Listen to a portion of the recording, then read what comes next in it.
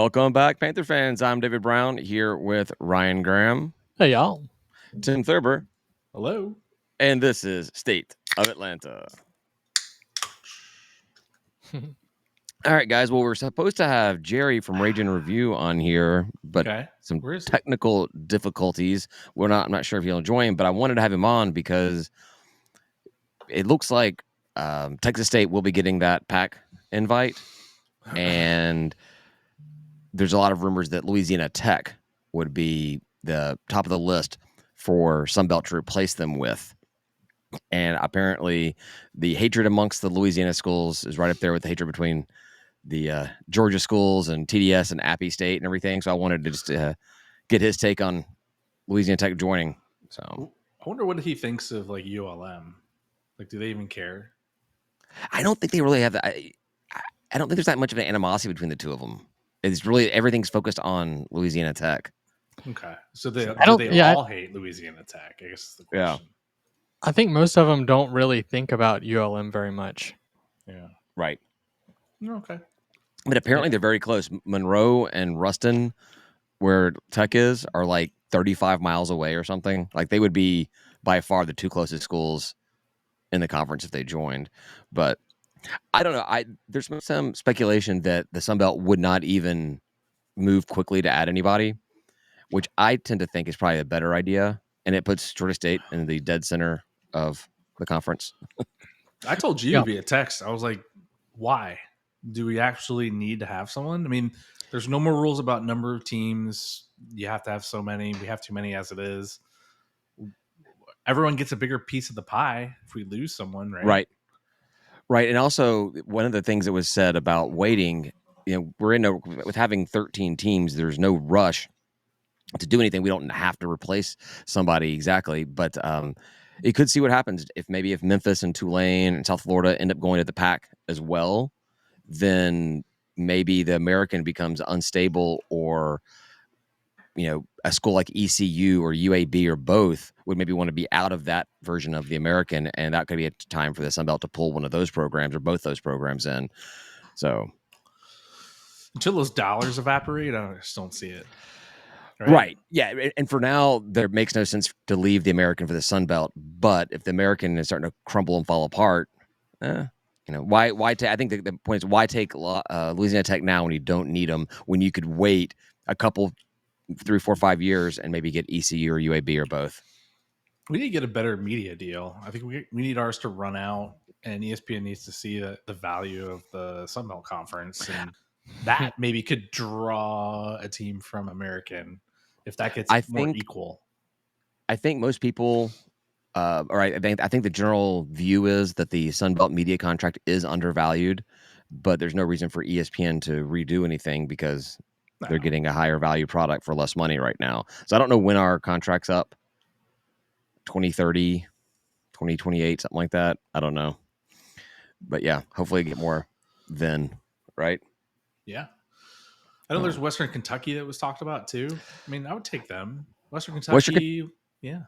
Western Kentucky was also up the list. I think they get talked about a lot more than Middle Tennessee does. Not that it really matters so much, but it would getting Western Kentucky does have that hole in the map with Tennessee being a state that is not connected or is connected to the conference, but doesn't have a team in the conference. That little black hole when you did but not that you should be making decisions based off of contiguous states or anything, but it would look weird.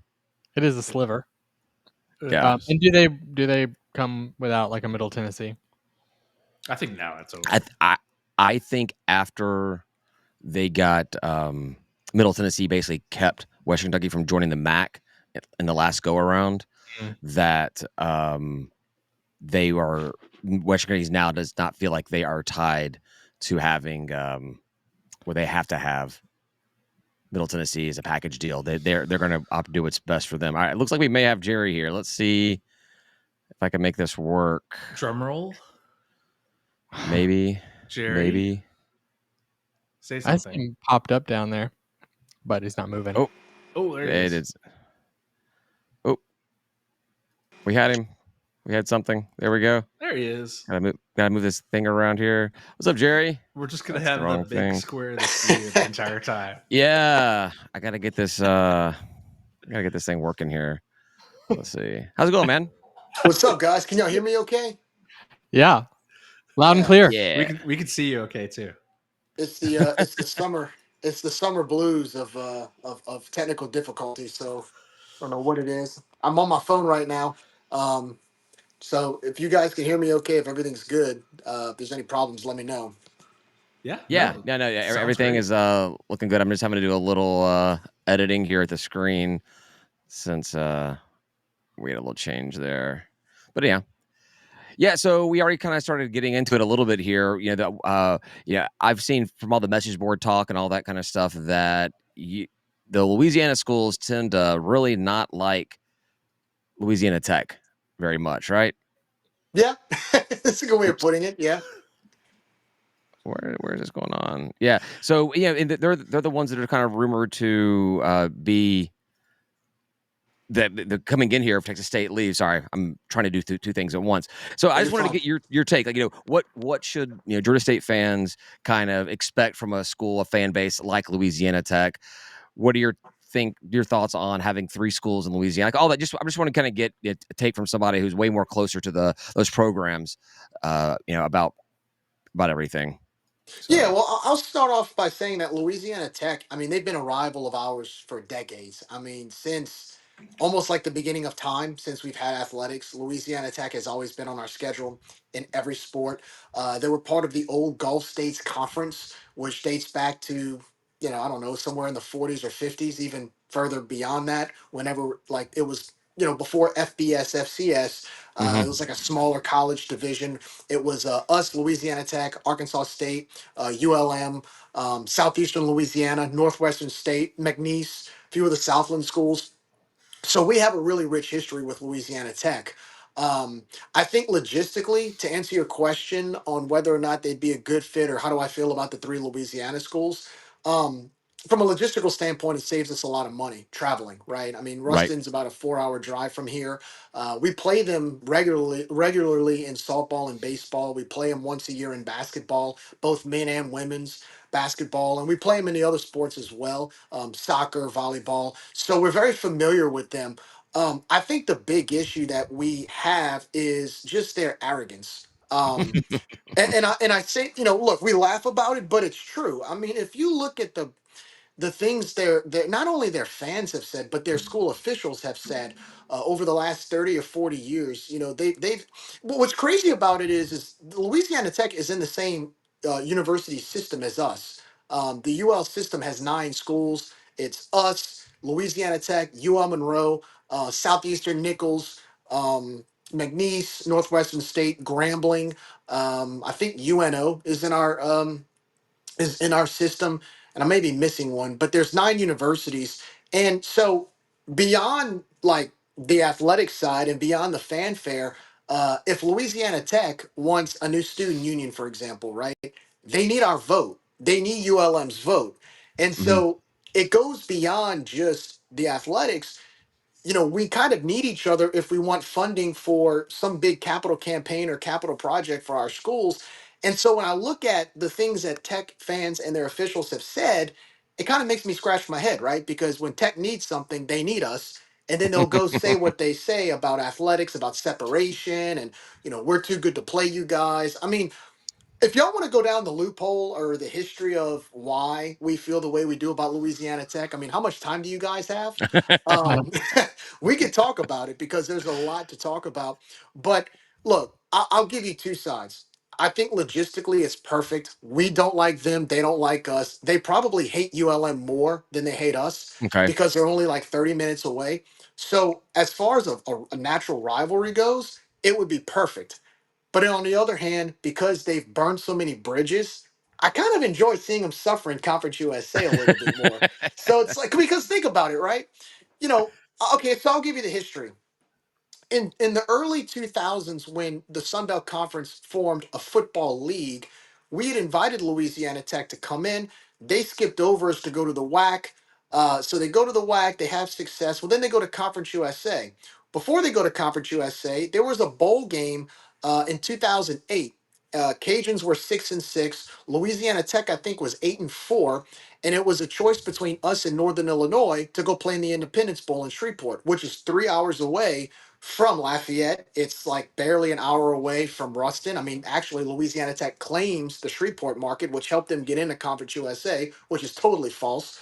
But we wanted to we wanted to get into a bowl game in 2008. It would have been our first bowl appearance in almost 40 years. Of course, we got in 2011, but behind the scenes, we found out that there were Tech officials, including athletic director at the time, Derek Dooley, who basically lobbied against us and basically said, we don't want to play them because we want separation.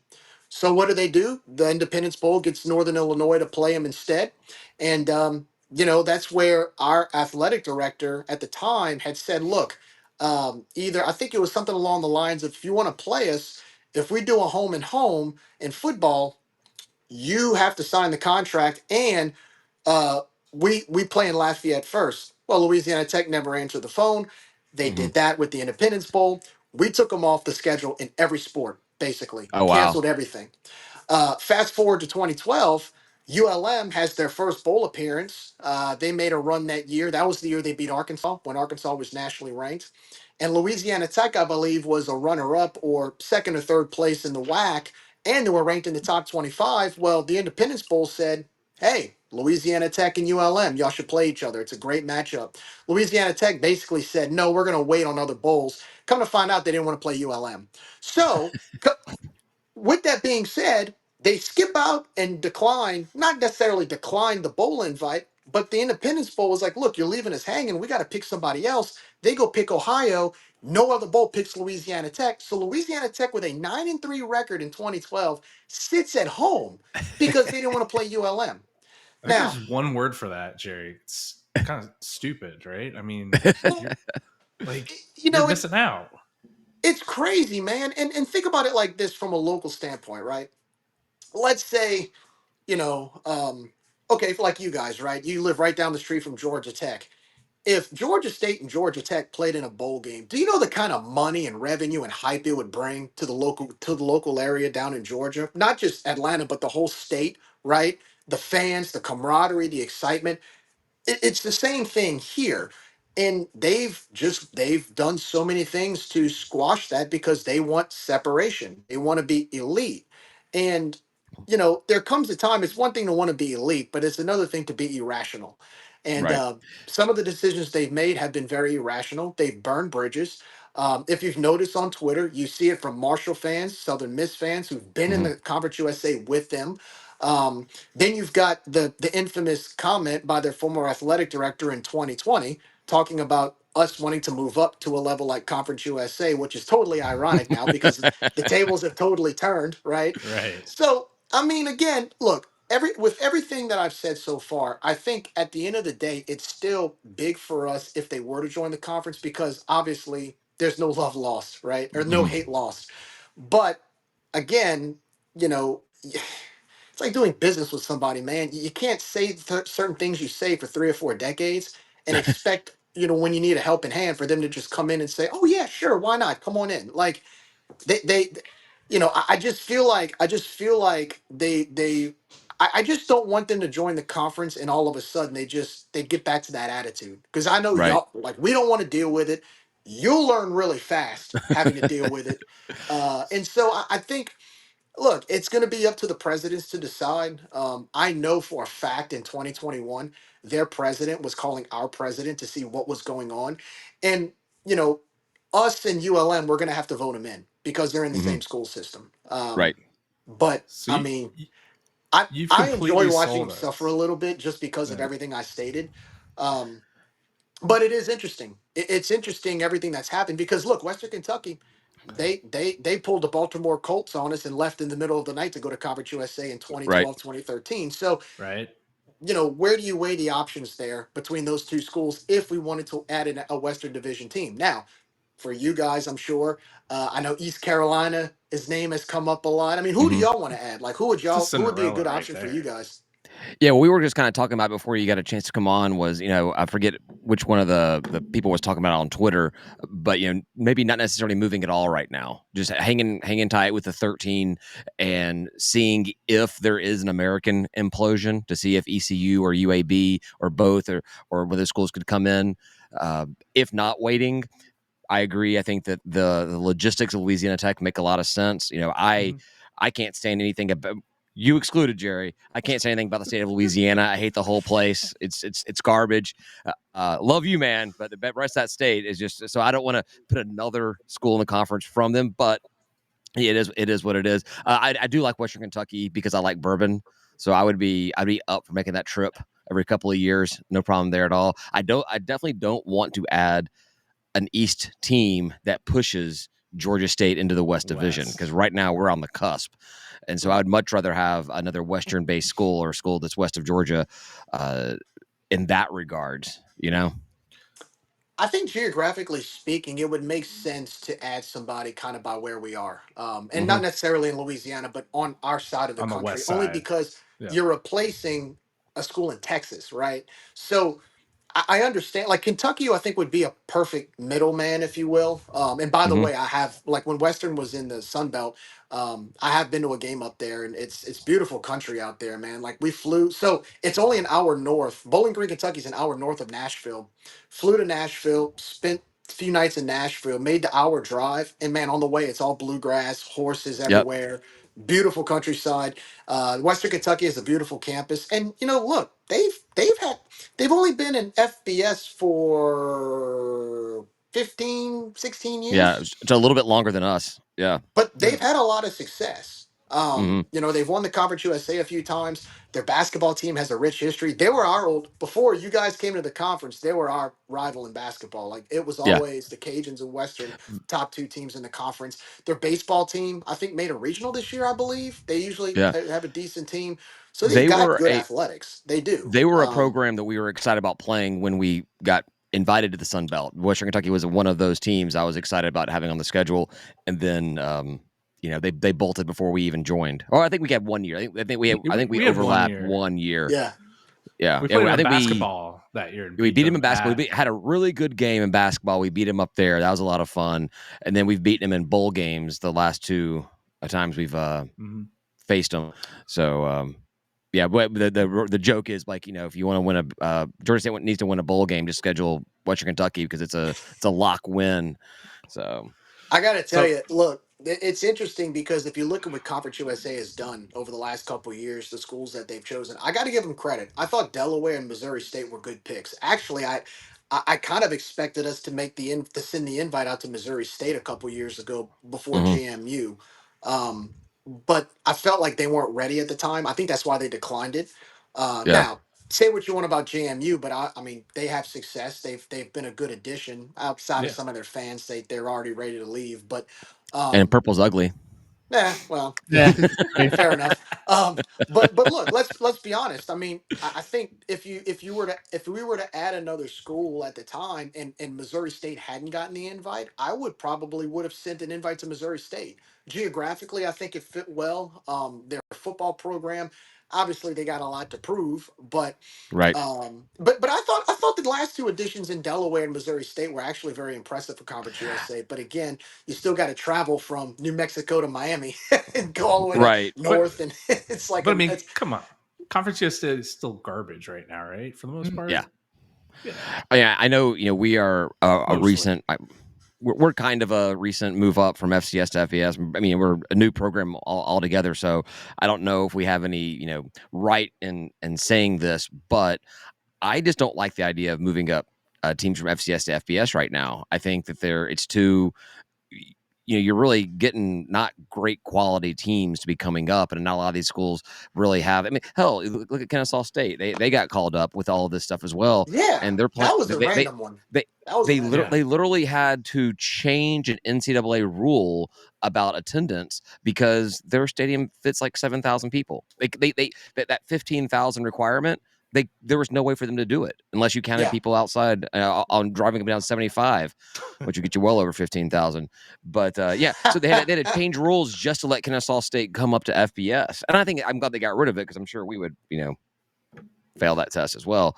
But I don't like that as much as I did not want Georgia Southern to move up, IP State's whatever, it made sense. You're a competitive team. You're playing well, winning games. That's the kind of team you want to move up. But I know what you mean about Missouri State and JMU's obviously come in and has done well. Ugh. But I will say, getting it back to Louisiana Tech a little bit, we've been putting up with JMU fans and Coastal fans and Trash Down South fans over here. You guys need some arrogant, jerky fan base on your side of the division so that no, we still look. Here's the thing: even when they're in Conference USA, we still got to hear them. So it doesn't matter if they're in our conference; we still got to hear. Now, the last couple of years, they haven't been winning. They haven't had a winning season, I think, since 2019. And they've humbled themselves a lot. But it's funny when Tommy McClellan, who's now the athletic director at Rice, he's the one that made the crazy comments about us moving up to a level like Conference USA.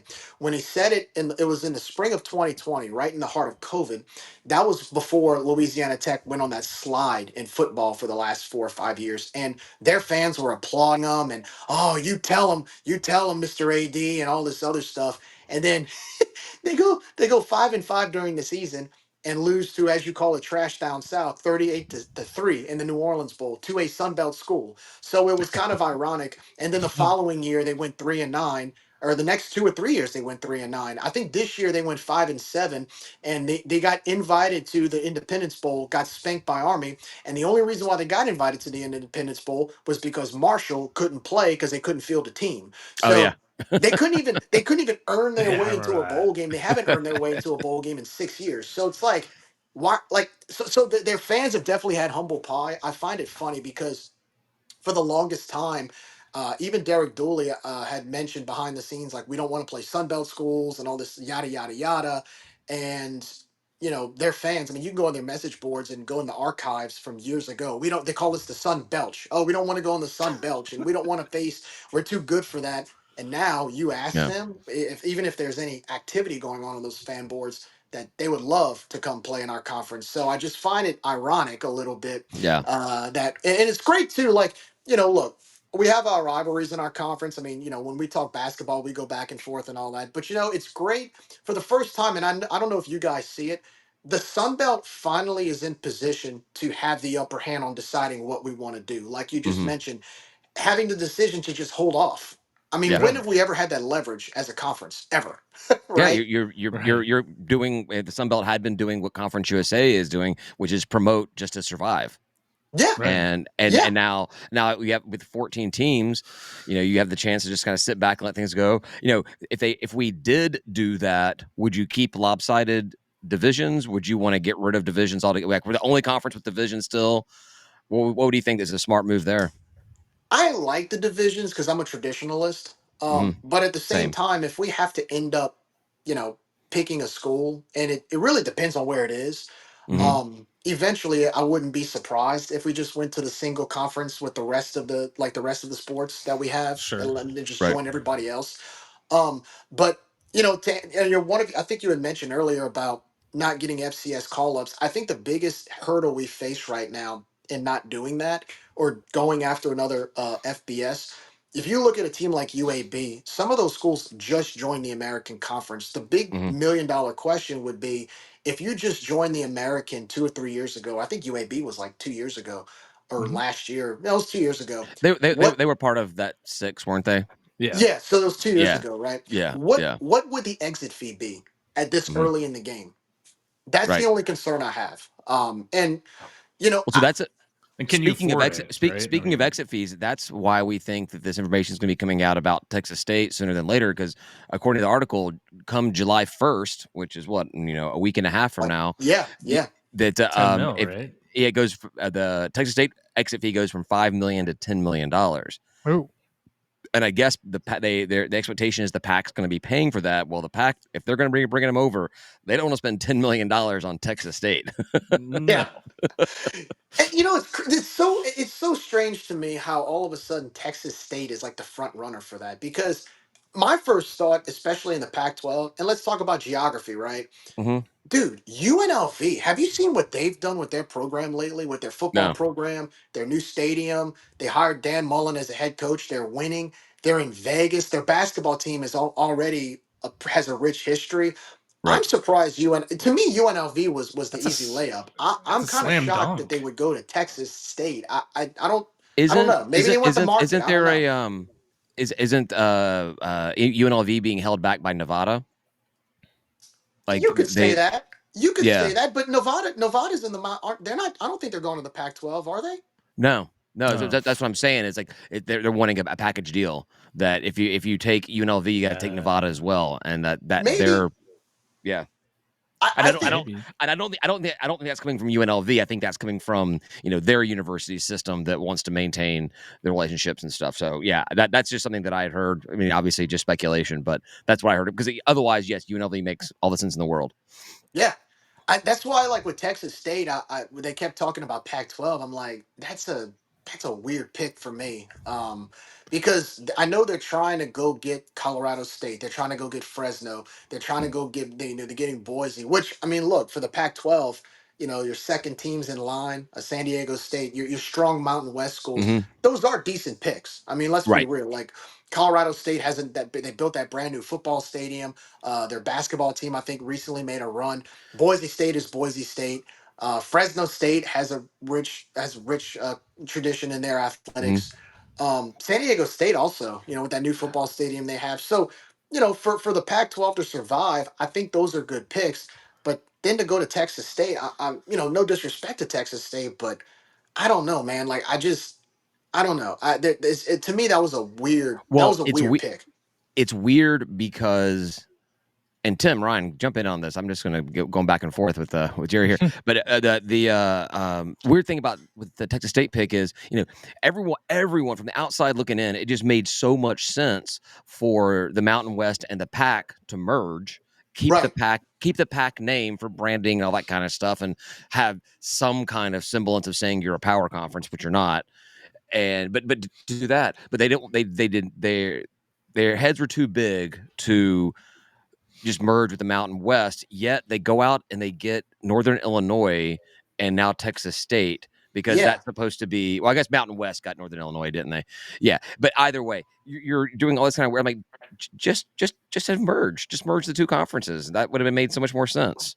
So, At this point, I think though, from the Mountain West standpoint, they probably just they need to survive. And mhm, you look at some of the teams in there, like say maybe a San Jose State. Maybe they don't fit in as much, or a New Mexico. Maybe they don't fit in as much, and maybe the Pac-12 felt if we still want to keep that certain level of aura that we used to have, which you kind of can't, right, by default, based on the teams that left to go to the Big Ten and two of those teams that went to the ACC. I think they probably figured that some of those schools from the Mountain West just don't bring the value. But then you're going to the Sun Belt, with no disrespect to our conference, but you go to the Sun Belt and go get Texas State. Like mhm, it's that was strange to me. And look, even like Louisiana had been mentioned a few times in the talks on social media and stuff. Like, what would you do if Louisiana got invited to the Pac-12? And my answer is this: what's the TV contract? How much are they going to yeah, pay? Because let's think about it, right? We can bus to Atlanta to play mhm, a volleyball game or a Sure. women's basketball game, or we can just right, take the 1 hour flight from Lafayette to Atlanta for a football game. It's a lot harder to go take a bus from here to New Mexico or here to California. You know what I'm saying? I mean, you Like could that's do yeah, why it it. was I don't so know if you'd like want to. Yeah. well, the thing is, like, you look at the teams that went to the Big Ten, right? I mean, you look at USC and UCLA, they all think in terms of football, which I get. But what about that volleyball team that has a Wednesday night game at Rutgers, all the way from LA to New Jersey, right? It has to come back to LA for a final or something, all right? No, people don't think about those logistics with the smaller sports, and it takes a toll on it takes a toll on you, you know. well, So yeah. That's why because I think Northern Illinois when they did go over to when they're going over to the Mountain West, it's football only. right, They're right. putting the Olympic sport somewhere else. So that's the advantage of being in Atlanta. The Pac conference should call us because we're Atlanta. We can fly It, anywhere. it's We We so are the already fly. hilarious. We Wait, fly why It's aren't so we in the everywhere. hilarious. pack? We I, should I be in the think Look, pack. We're I done. think the only Sunbelt school we don't fly to is Troy because it's like a 2 hour drive. I think there's no airport. There's a we fly small everywhere. airport. Yeah. If Yeah. if we could figure it out, I, we would. Promise. It just cracks me up, the actual names of the conferences now, like PAC, right? Pacific, you got ACC, Atlantic Coast. Yet Cal and Stanford are playing in the Atlantic Coast Conference, and then Yeah. you're inviting a Texas school, to play in the Pacific Conference. It Yeah. just, the names don't mean anything. And I'm gonna tell y'all guys, I don't know about what y'all have seen or what y'all have heard or how you followed it, because I know y'all are surrounded by ACC and SEC where you are in Atlanta, but man, I'm gonna tell. I wouldn't be surprised if the SEC and the Big Ten are working a pact to eventually just separate and create their own little league. I think you're looking at 30 to 40 schools max. See, I Where know I like you, Jerry. See, you're three smart, against man. one. You talk like me over here. Tim and I say this all the time. Ryan's like, never happening. Never happening. Although Ryan's warming up. He's definitely warming up on it. Well, when presented with new evidence, you have to, if you don't change your mind, right? Yeah. And I feel like we've been creeping steadily and steadily towards that inevitability, which is really just stupid and short-sighted. It sort of reminds me of what you said about Louisiana Tech, just saying like, where they want to create separation, but everyone knows that like college football is driven by rivalries. Rivalries is like what we do, And so it's sort of like, what why would you create this separation? Why do you want to be away from us? You guys schedule a G5 team every single year because you need us. You need us for that to fit those scheduling holes. So why would you separate from us as part of the P4 or whatever and go create your own thing when you do need us? Like, even if it's for something so little, you need us. I think I think a lot of it has to do with NIL financials. We can't compete with Texas paying their players with Lamborghinis. Right. Not many can. Um, but like for example, this year, I'll just give you an example of our teams, right? At UL, like our basketball, we got a new basketball coach, Quantus White, former assistant at Houston, and he's going out with a bang right now. I mean, he's really hit the ground running. And he basically said, he's like, look, because he had Tillman Fertitta in his back pocket at Houston, which I mean, you've seen what Houston's done over the last decade. But Solid. he basically said, look, if you want to win, you gotta go in the portal, you got to go get NIL. And I want to say we probably have. I don't know what you guys paid for NIL for a basketball team, but this year we dropped probably close to $1 million forming this roster. And it's unheard Wow. of for Wow. us, right? LSU and Alabama and Georgia. I mean, So that's you chunk. paid For $1 us, that's million. a lot of money. You paid you $1 know, million in NIL for just your men's basketball team. about eight We, fifty. It was 850.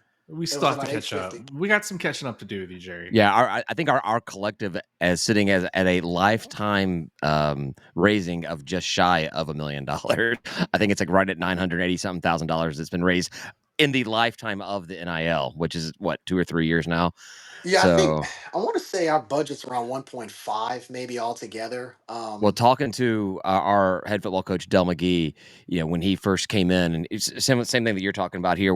As soon as he came in, it's like money. We need NIL money. It's exactly that we got to have it. We got to have it. And he was saying that because he came from Georgia under with a couple of national championships, and he said that I think at that season, last season, they were paying their football team $17 million. That's ridiculous. That's Yeah. ridiculous. And it's a shame. It's not sustainable. It's just Well, not. it's it's not sustainable, but the problem is that there's no guidelines, there's no rules. It's the wild Mm-hmm. wild west. And you know one of the things that has always stood out to me, now that we have the revenue share, because that's one Mhm. thing we're working on, I'm sure you guys are working on it too, with the revenue share that comes under the athletic foundation, it's going to trickle down to the fan. In other words, if I have season tickets to a game, they may go up to pay a player. My per seat donation may go up to pay a player.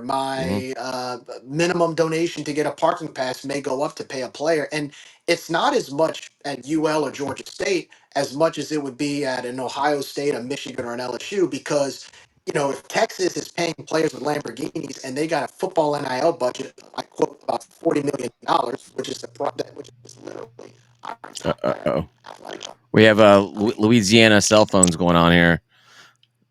I thought it was my computer.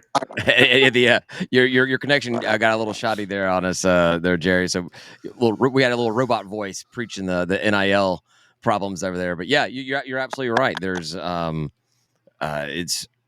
it's not sustainable. The disparity between the big programs and the small programs are, I mean, effectively, schools like us might as well just not even have an NIL.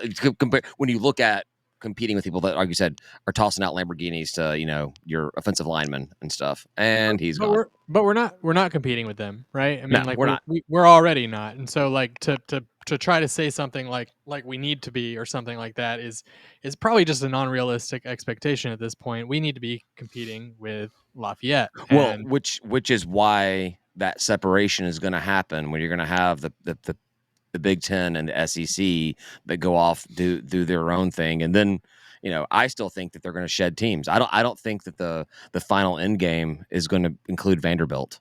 It's not going to include some of these programs that just don't compete at all. So they're just taking the money, right? Right. I'm still not there at all. But we'll see. So coming back down to Louisiana Tech, I know that's why we're here. You sold us 100%. State of Atlanta is going to vote no when we're asked. What? I'm in. You know what? To allow him. Okay, Ryan's in. To spite Louisiana Tech, you let him in. Okay. Why would the Sun Belt, just one thing, Jerry, just one. Why would we want them? Perfect. There's no reason. Can you hear me okay, by the way? Yes. Yeah. I hear like static in the back. I'm sorry, guys. No, I think you would want them because as far as spring sports, their basketball and baseball programs are really good. And look, when I'm going to compliment their football team. When their football team is winning, they are a good football team. It's just the headache of having to listen to their fans act like they're SEC caliber. That's the only thing. And having to do and again going at a level where it goes into the politics of the actual university system. To me, that's a problem, right? You have to have diplomacy when you're dealing with other universities because again, we have each other's backs at the end of the day. We vote on each other's projects and things like that. And if you're going to make comments and stuff like that about your own, sister schools or schools in your system, how do you expect that meeting to go when you need something?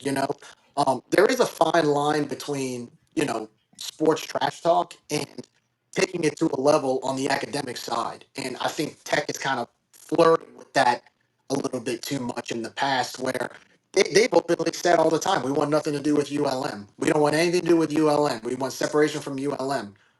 Well, I'm sorry, what did ULM do to you, right? I mean, you're both in North Louisiana.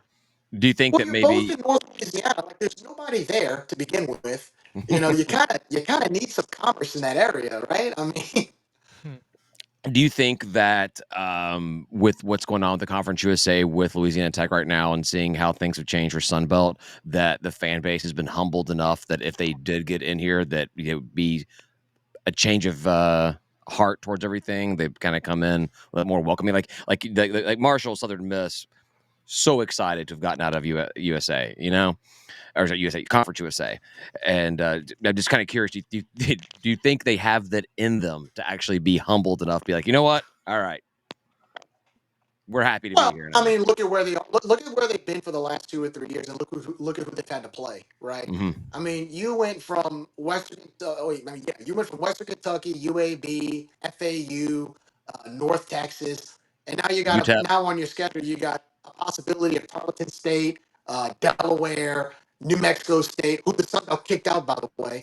I mean, your quality of teams have gone down tremendously over the last 2 or 3 years in that conference. I mean, if you look at that conference 5 or 6 years ago, most schools were either FCS or, Tarleton State still making the transition to Division One. So if I'm a Louisiana Tech fan, I'm on my high 20 years ago, but seeing where I missed the boat and I'm seeing where I'm at now, I'm sure they would be very, very excited to go to go to the Sun Belt just because it's a lifeline for them, Right. I mean, and you can definitely tell. It's so funny because they you go on social media and like Regional Review will post something about we don't want Louisiana Tech, and their fans will come like running saying, man, it would be great to have the rivalry with you guys and all this other stuff. And I'm thinking, you didn't say this 15 years ago. You were saying you wanted nothing to do with us 15 years ago, but now all of a sudden we want the rivalry again, and it's great for the economy and local economy and all that. I said, well, Where was this 15 years ago when you were, in the WAC and Conference USA, when Conference USA had reformed? You wanted separation from us. You didn't want to play us in the bowl game. You backed out of the Independence Bowl for not playing ULM. Now all of a sudden it's valuable to play them, to play us. I mean, what, so I think they've had a change of heart because they have been humbled. And look, I've gotten people that have told me, even from UL, that have said, it's a little bit different now because maybe we should let them in. And, there's nobody like Tommy McClellan and all those guys aren't there anymore. And, it's different leadership. I'm like, yes, it is. It's different leadership. But at the same time, different leadership's not saying anything because they got nothing to say, right? Right. If they were where they were 10, 15 years ago with their track record, I have no doubt that the current leadership would probably be yapping away like the former leadership did. They just got humbled so much. So what are they going to say now? Oh, we're in Conference USA with Sam Houston State and Tarleton Kennesaw. State. Yeah, Kennesaw. I mean, hey, Yeah. I mean, so we have the upper hand there. I mean, look, if they end up joining the conference, I'm going to say, I mean, y'all thought hate week against Georgia Southern was bad. Y'all are going to see, it's pretty Intense. intense. Look, and here's the That's thing about that's the that. must see Here- game. here- Got to tune in to watch hey, Lafayette versus look, Tech. but here's the thing. It's not just us. It's ULM. Southern Miss fans can't stand them. I noticed Marshall fans are openly advocating for them to not join the conference, which was kind of a shocker to me because they're on the other side of the Of the Yeah. conference. world. So Yeah. that just gives you an idea. It gives you guys an idea of how much of a pain some of these people are from Tech, right? Not even Yeah. Marshall wants them. You, But you look, definitely I think I just hope at the end of the day that the Sun Belt makes the best decision possible, even if they hold the 13 teams right now. I think we need to position ourselves in the best way to move forward because this thing is evolving, right? It's changing every day.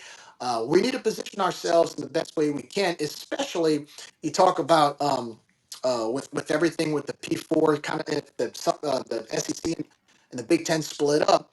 There are going to be a Vanderbilt. There's going to be a Wake Forest. There's going to be probably out of the 65 P4 teams, probably a good 20 of them that aren't going to make it. I don't think. I Right. don't think they're I not going think to have the 30. money. Yeah. Even Yeah. even Yeah. like Georgia Tech. Georgia Tech may be They're on the on that cusp. dividing line. Maybe They could be. They could be. They could be. Speaking of that, bringing it back down to us a little bit. We got a comment from one of our guys. A lot of people talk about Monroe needs to Ooh. be out of the conference. That it's they're too small. Their budget's too small. They don't have a large enrollment. They're not very good. Blah blah blah blah blah. And I keep on maintaining you don't just kick somebody out of the conference. I know with the basketball only schools we did that, but that was kind of like That's redefining different. the conference as being a football focused conference. Whatever. Well, and unless you're Um, like Vanderbilt, apparently right, as well. right. Well, but there's a lot of talk about Monroe themselves just having to drop back down or drop down to FCS. From your side of you're way more. You're over there. You see things. Is that a feasibility? Do you think Monroe realistically could drop down to FCS in the next several years? I think if you look at their finances, I wouldn't say they have a choice, but their athletic director came out publicly last year when they hired their new football coach. Who, by the way, I thought he did a heck of a job last season with what he had. He basically, their athletic director was like, "Look, I know there's been speculation, but we're not dropping down to FCS. Like we're Well, not. they just We're here canceled. to stay in FBS." I But don't know. I the don't know if you biggest, saw this. They canceled women's tennis today. I saw that Effective immediately. They've canceled the women's tennis program. Hmm. they have. I want to say they have the lowest athletic budget in FBS, Hmm. and they've struggled. Financially, they've struggled when it comes to athletics up there. Would we drop them? Probably not, because they were especially in football. So they were in the Southland Conference until 2004, but they were still a founding member of the Sun Belt Conference in football. So they came in to the Sun Belt in 2001 when the Sun Belt formed the football league. While they were football member only until around 2003, I think, or 2004, where they joined as a full member from the Southland. So they were an original member along with us in Arkansas State. I have a hard time believing that the Sun Belt would just drop them like that, even Yeah. though you could say it's financially feasible, but being an original founding member, I just don't see them doing it. Plus, personally, look, I wish they would win more. I wish they would be more successful across the board. They have shown improvement in football. I mean, hell, they beat us for the first time in baseball this year. I won a weekend series against us. Their softball team was unreal this year. So they have some upside. But for them, it's really about money. It's money Yeah. up there, man. Well, It's money. The fan support is kind of it wishy washy at times. But really up there, it's being able to maintain a decent budget without going almost broke. If they can maintain that, they have a shot. But I wouldn't drop them for Louisiana Tech, especially the way Louisiana Tech has talked about the conference and talked about ULM and has politically done stuff to kind of unintentionally sabotage them. right. I don't, Well, I I don't see guess that happening. because the conference, because you talk about the spend and everything, the conference could come around and say, all right, well, all schools must spend at least X dollars on their athletic programs to be, in the Sun Belt, and they could easily price out Monroe that way and say you've got to go. I mean, if there's like a Just an minimum idea. budget, yeah, I mean, like we're kind of in the middle of the conference. I think we have a $42 million athletic budget. I think you guys are at what, around 50, 45 to 50, somewhere around there. Something like that, but it just costs a lot more money to be here. It doesn't mean you're getting more Right. value out of it. So, Well, the point is, though, is if you're spending that kind of money, to your point, Dave. I mean, look, if Monroe can't do that, I mean, if they say you have to have a minimum of 30 million, yeah, I don't think they can They're get out. there because I right. think they're in the 20s right now or low 20s, and I mean, it would be hard for them to maintain that. On the That's other hand, amazing. It's amazing to actually compete at all with that small of a budget, Well, and even more so now with NIL, right? I mean, that's got to be tough for them. I don't even know if they have an NIL initiative, or if they do, it must be very, very minimal. Um, I don't think they even have an NIL fund. That's even more difficult for them. I mean, Yeah. them getting wins and competing is even more impressive, right? With It Yeah, limited is. budget, no NIL. and Jeez, for whatever yeah, reason, we struggle with Monroe. I yeah, I think we're even with them. We're either yes. even with them or they have one game up on us. But like some of those have been like heartbreak games. Like we Dan Ellington's leg went out, and our storied year, his leg goes out during that game. So otherwise, we would have won the game. But yeah, otherwise, Yeah, I think one so of the big thing about their football team when they pull off wins, North Louisiana is known to have really good football. Like that's where West Monroe High School is, Neville High School's in Monroe. I mean, they have some really, really rich football. So they were able to get a few players. And then last year, I want to say they had a ton of transfers and a ton of JUCO kids that played. And they started the season 5-1. They beat JMU at home, and then they just went yeah, on a 6-game losing Crazy. streak, topped Yeah. off with the loss to us to finish the year. But still, Coach Brian Vincent, I have nothing but great things to say about that man. He reminds me a lot of what Coach Husbeth was for us, just somebody to motivate the fan base, kind of try to resurrect their program a little bit. But it's hard work down there to do that. I mean, they've only had one bowl appearance since they joined the FBS in 94 or yeah, 1994. Yeah. So, I mean, and that was the year again, 2012, when they beat Arkansas. They went 8-4 and went to the Independence Bowl and lost. yeah, But, look, I mean, even like say what you want about, them playing you guys close. I mean, for a school that has had a lot of history at the FCS level, because they won a national title in 1987. I mean, for them to only have one winning season or one bowl appearance since 2012 or since 94 in 2012 is crazy to me. I would right. expected them to be a little more competitive. Where, like, for example, at Georgia State, I mean, you started your football program 15 years ago and you've had more success in that Yeah, short yeah. amount We've of been to time. what, like 6 bowls, won like most of them. Yeah, yeah, Yeah. I mean, yeah. So like that's where I feel that's where the side of me of ULM not being in the conference kind of comes in a little bit too. Like you gotta have to carry some weight here. I mean, if we're trying to improve as a conference, it has to be a team effort. We yep. can't have you going Rise three and together, nine every right? season. You know, Um, becoming bowl eligible at least, right? yep, exactly. That's always the goal every year, right? Bowl eligible. So Yeah. Well, Why don't you? we're hoping to win the conference this year. We came really close last season. Both our quarterbacks got hurt, and then with the portal these days, everybody wants to opt out of bowl games and not play. So TCU basically ran a track on us. But no, yeah. I got to tell you, we're very. I don't know about you guys, but we're pretty excited about our football team this year. We have a lot of high expectations. What are the what the Panthers looking like? What do you expect out of Atlanta? We've seen these early preseason rankings and stuff like that, and they all have us down to the bottom, of not just the East, but just of the conference overall. Sunbelt, yeah. But I think we talk about it every week. You can't judge any of that. We have no clue, and I don't think anybody has any clue about what any of these teams really are really going to be like with so much turnover. And just with the portal, we lost these people. We got some other people.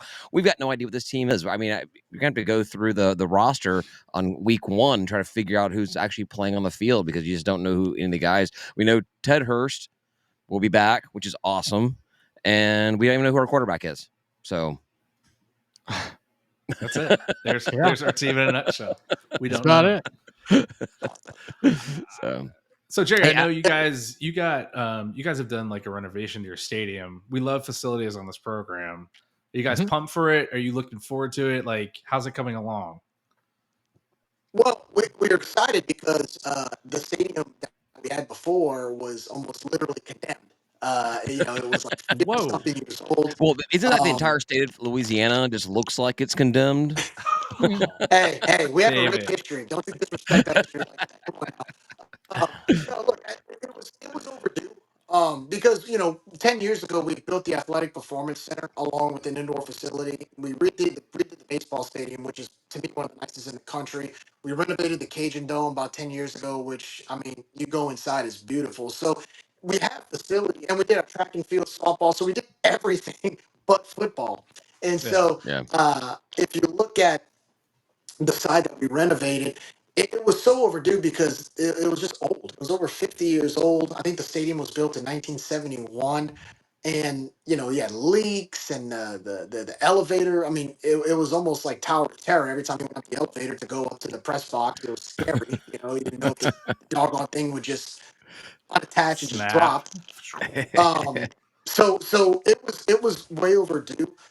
So I think it was around an $80 million project, and so now it's turned into the whole side is renovated. It's going to be premium seating, big concourse suites, the whole 9 yards, and a bunch of big suites up top. So it's going to be a much better experience. Plus, the capacity of the stadium was at 41,000. It's going to drop to about 30, which is where it was before. It was before we added the end zone seats about 10 years ago. So 30,000 for us, it's a common number, but it is smart because, even if we have 20,000 people in a 30,000 seat stadium is a lot better than 20,000 in a 41,000 seat stadium. Oh, we know exactly what you're talking about there. I gotta tell you, man, like y'all did a hell of a job with y'all stadium, but I don't understand, even for big games, man. Like I watched the game when y'all beat Vanderbilt last year, and I and we go through the same problem too with attendance, but I'm kind of disappointed that Atlanta doesn't show out for some of those big games that y'all attract. Y'all bring some good opponents to your stadium. I would expect more. I think Jerry's talking shit right now. I'm pretty sure. I'm pretty sure Jerry's talking shit right now. That was a jab back at the state of Louisiana. He sugarcoated it. He was waiting. But no, I'm dead serious though. Like, no, as far as the football stadium, I think the way y'all took Turner Field and turned it into a football stadium was actually very impressive. Yeah. But I wanted to ask, and Dave, I mentioned this to you the other day. Look, Marshall just redid their baseball field. You got a lot of teams that are really investing into baseball. Are y'all is the project for baseball moving forward? I know y'all wanted to do that new stadium, or y'all are building that new stadium. Is it everything going breaking ground any day? Soon. We've been saying that since last fall. Soon. That's all you gotta know. No, yeah, it's supposed to be. It's on schedule for February, right? next season to be able to play next season in baseball. But we've not seen any new renderings or new anything, but our insider sources are telling us, and you can see this online, is that it's been scaled back dramatically. It's going to be. We are preparing ourselves for it to be a glorified city park baseball field. Well, and no one's talking about it, and apparently there's some direction not to talk about it, which is alarming as well. So we don't know, but we're not very excited. We will find out when they want us to find out. Yeah, but it is supposed to be breaking ground. They've already closed off the parking lots so that they can begin construction, but we just haven't. GSU Parking informed us, gave us the knowledge that they were going to have to close down that parking lot to begin construction. No, no idea when construction begins or if it has begun. Just Jay, we're not kidding. We literally found out construction was beginning because the GSU parking Twitter account notified students that parking was going to be closed. Oh my gosh, that was breaking news, right? Like, yeah, exactly, dude. For hours, like I remember when we built our baseball stadium, like we had all kind of pictures. I mean, this was back in 2016 when we redid ours, and it was like top story. And then on top of that, like we had some issues because our former administrators kind of botched the project a little bit. So like the whole fan base was about to come out in pitchforks to make sure that the stadium was built. I and look, this is not trash talk, I promise. But why? I was kidding. It was funny to me. No, but why no emphasis on? I don't get why there's no emphasis in Atlanta, especially like on your baseball program, as far as like knowing that the Sun Belt is growing in the baseball world. Why no emphasis with the Georgia State administrators on this? From our understanding, our athletic director has been tasked with keeping the department in the black, and that's it. And as far as make sure we're not losing money and just keep that going. There's been no push to improve really on anything. So we got, we took advantage of Turner Field. We were able to build a very nice basketball arena. We're getting baseball over there. Supposedly, there's going to be not an indoor practice facility, but a covered practice facility. They'll be going behind the football stadium. But that's like about the it. one TDS built that we all made fun of, that TDS made fun of themselves. Exactly. We won't call it indoor though. It's covered. It's over a drainage ditch. So corrugated aluminum roofed practice facility. Yeah. Shed. Yeah. Well, South Alabama has something like that. Like it's not completely closed, but there's a roof over it, but it's like kind of open on the side. I mean, it works, it's right across the street from the stadium. So where the locker rooms are, so the guys can just walk out the back door and go right into it. But again, that's not begun construction at all either. So yeah, and we say it works, but so does practicing in the rain, right? You're gonna have to play in the rain, so just practice in the rain. You know what I'm saying? Like I don't why half-ass it? Like if you're gonna do it for recruits, you're gonna go out there, you're gonna show them a shed of corrugated aluminum roof, whatever. Like that's not very exciting. What did you even build it for? What are you even doing here? Like enhance something else. If that one can't be enhanced, build us a nicer baseball stadium. Announce a baseball stadium. What? Well, so I'll just tell you, like when we built our stadium, and we're still kind of paying for it after 7 or 8 years. I mean, our stadium, the renovations probably cost close to around 15 to 20 mil. I would think this is just me spitballing here. I would think if you wanted to open a 3,000 seat stadium, I would say 10 to 15 million max would be ideal, right? I mean, I don't see, like, even though, you're saying how, the administrators want to be in the black, college athletics, you're going to be in the red. Like, let's be honest, unless you're University of Georgia, you're going to be in the red. So, like, why not spend some money if you have it Well, that's the thing that's frustrating about it, is because we get told all the time how much money the university has. We own, nearly $7 billion in downtown real estate. Money's not an issue for the university, but it's for athletics. It is for athletics. Yeah. And they did a good job at first, Jerry, like kind of showing us flashy imagery of the ballpark and all that, but then it just kind of all disappeared. It's been quiet. And then it showed back up and it was the same, right? They were like, here are these new renderings. And we're like, these are the renderings we saw last year. And they're like, no. 5 years ago. Like 5 years ago, we saw these things. Yeah. And so we don't know much about it. Like I said, it's not very exciting. It should be exciting. We should be as excited as you came into the conversation asking us about it. And it's just like not, because it's been boggled so much. Well, the one thing about baseball that's so different from your football and your basketball is inherently, the way baseball is, as you are more successful, you can easily expand onto your baseball stadium. So you start with some stuff behind home plate, and whatever, maybe some bleachers or whatever. And if it does take hold, if we do get some success and we get some people showing up to games, I'll definitely go to some baseball games, way more than I go to now, which is about one a season. And we can easily build onto that and add an additional 300 500 seats this season, and maybe the same thing next season or something like that. So I feel pretty good about our future. We're a prime example. If you look at what our stadium looked like 10, 15 years ago when we were making super regional runs, your jaw would drop at what we had compared to what we have now. I mean, I feel like we've had more success in that old stadium than we had now. And so, but to your point, we built on the success with what we had.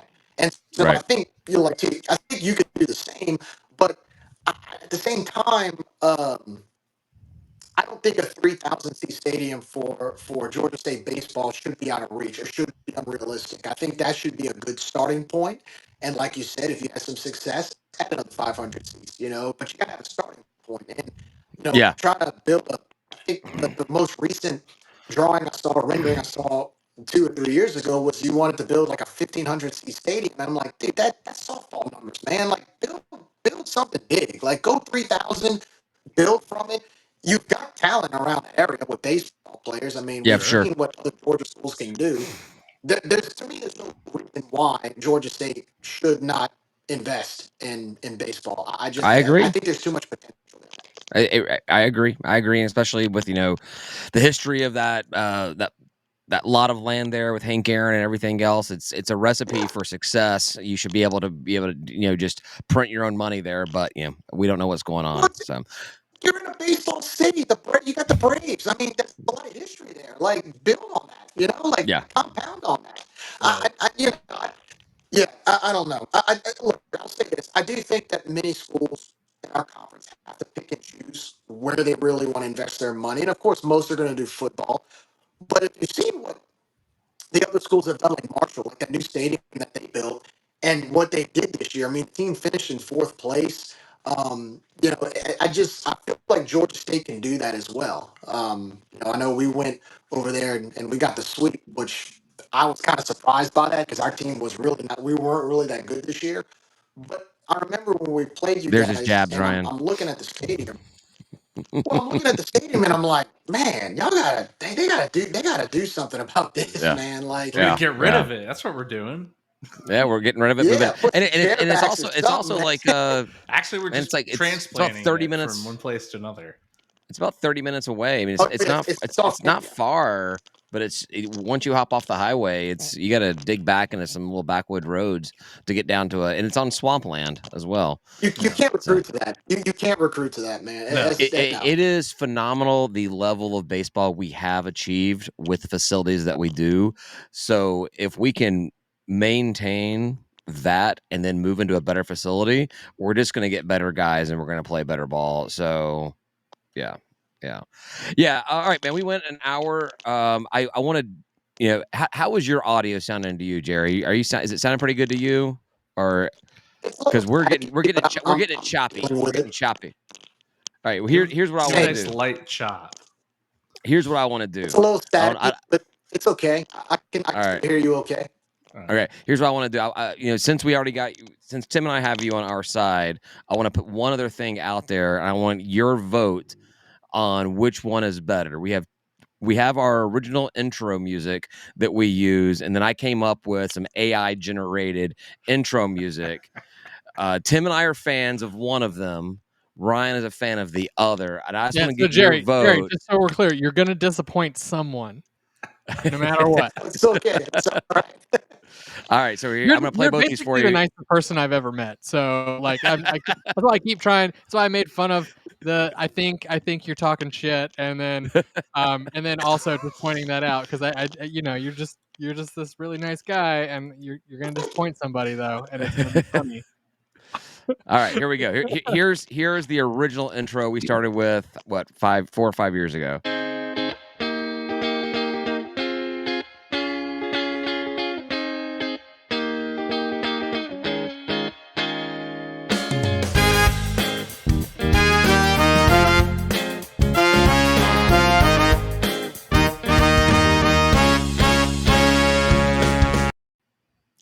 All right.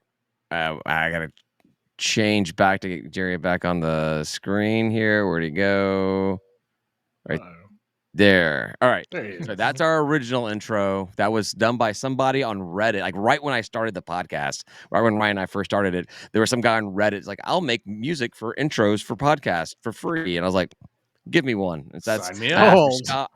I asked for ska music, and that's what he gave me. All right. Just saw the picture.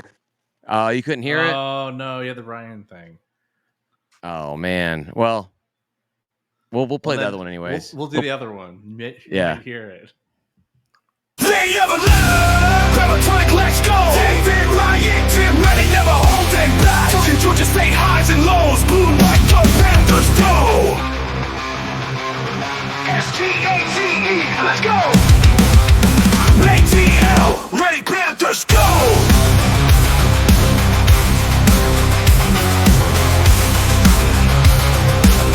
Like a cold on the state of Atlanta. Crack a cold one, it's state of Atlanta. Ah, dang it. So I think Gerry voted. Yeah, he just dumped off. He actually like, left I'm out of in the here. middle of that. Guys, I forgot how terrible that was. No, it's awesome. That's a cold one. What the? I think that ruined his internet, basically. Holy It's too much. Shit. Oh, there he is. He's back. He's back. Okay, hold on. Make it you get back in here. Yeah. Where'd it go? You should just play it one more time for Gerry so he can make sure it knocks him off. I'll send it to you. I'll send it to you separately. So, all right, yeah. Listeners, we should not play it again. Boo. All right. I think we're done. The connections are cray cray. So thanks, Gerry, for joining us. We'll talk to you next time, man. Yeah.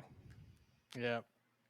Yeah, that was buff. Yeah, we'll Tim, take us out of here and we'll do a last call real quick. We're gonna leave. Thanks for everyone listening. We're gonna take a quick break here. I could still hear Gerry in the background. I know we can hear it. Nobody else can. Okay.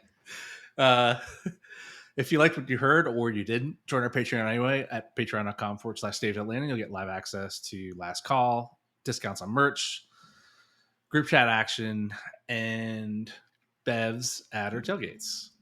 $5 is all it takes per month. Become a fan of the show. Say goodbye, guys.